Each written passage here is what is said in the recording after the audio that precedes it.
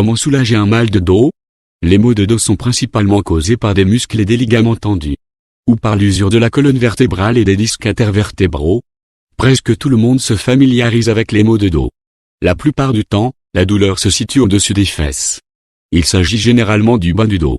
Les médecins parlent aussi ici de lombalgie. Lombaire désigne le rachis lombaire. La douleur peut être ressentie plus au milieu, plus sur le côté ou dans tout le bas du dos. Parfois, cela rayonne également dans l'environnement, par exemple dans la jambe, où elle est principalement ressentie. Les plus grands risques pour le dos se cachent dans la vie de tous les jours.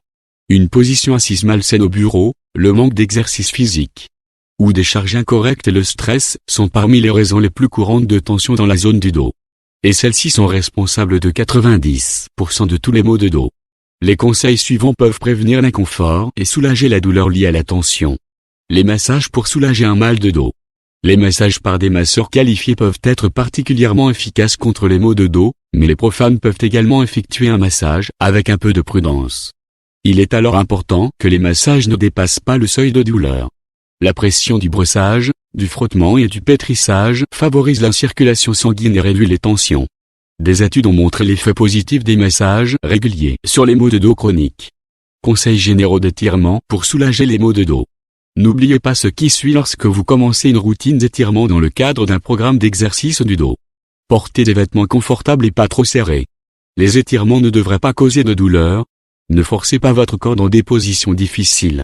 Étirez-vous lentement et évitez de rebondir, ce qui peut provoquer des déchirures musculaires. Étirez-vous sur une surface propre et plane suffisamment grande pour bouger librement.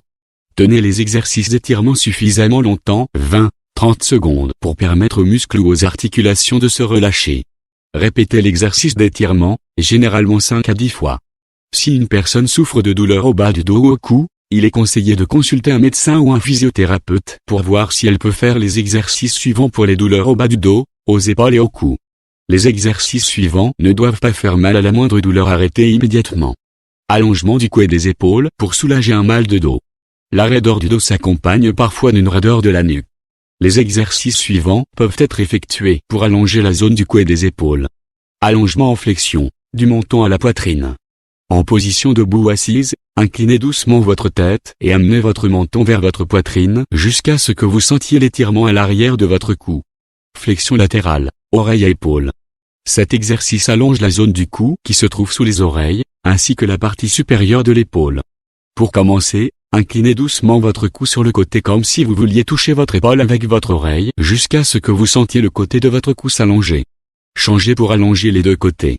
Exercice d'allongement du dos.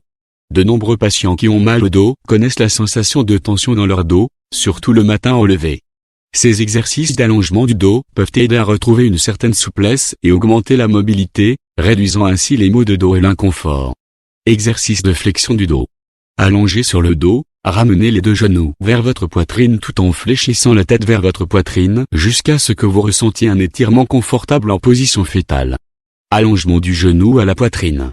Allongez sur le dos, les genoux pliés et les deux talons au sol. Placez les deux mains sur un genou et ramenez votre genou vers votre poitrine. Allongement des hanches et des fessiers pour soulager un mal de dos. Les hanches et les fesses où se rejoignent les muscles fessiers soutiennent le bas du dos, et l'étirement de ces muscles joue un rôle essentiel dans le maintien de la flexibilité de la colonne vertébrale. Allongement des hanches. En boutonnant debout, les pieds écartés à la largeur des épaules et parallèles, faites un demi-pas en arrière avec votre pied droit, pliez votre genou gauche et amenez votre poids sur votre hanche droite. Avec votre jambe droite tendue, penchez-vous légèrement en avant et abaissez votre jambe droite jusqu'à ce que vous sentiez l'étirement au niveau de votre hanche externe. Allongement du muscle piriforme. Le muscle piriforme court le long des fesses et peut contribuer aux douleurs du dos ou aux jambes. Pour allonger ce muscle, allongez-vous sur le dos et croisez une jambe sur l'autre et amenez doucement l'autre genou vers votre poitrine jusqu'à ce que vous sentiez l'étirement dans la région fessière. Faites du vélo, allez nager ou promenez-vous simplement. Des études montrent que la sédentarité est l'une des causes les plus courantes de maux de dos. Il est donc préférable de faire des exercices modérés et respectueux du dos plutôt que de se détendre. S'il n'y a pas de signaux d'alarme pour une maladie grave, vous devez effectuer autant que possible les mouvements habituels de votre vie quotidienne, même si cela tire parfois. Quand consulter un médecin? Si les symptômes persistent pendant plus de 3 jours, vous devriez consulter un médecin pour en clarifier la cause. Vous devez réagir particulièrement rapidement aux signaux d'alarme suivants. Douleur intense dans le bas du dos et les jambes, associée à des symptômes de paralysie de l'abdomen et des jambes. Engourdissement de l'intérieur des cuisses. Ces symptômes se produisent dans ce que l'on appelle le syndrome de la culotte, dans lequel le tissu de la hernie discale appuie sur plusieurs racines nerveuses en même temps. Il s'agit d'une urgence rare mais dangereuse dans laquelle seule une intervention chirurgicale immédiate peut prévenir des lésions nerveuses permanentes.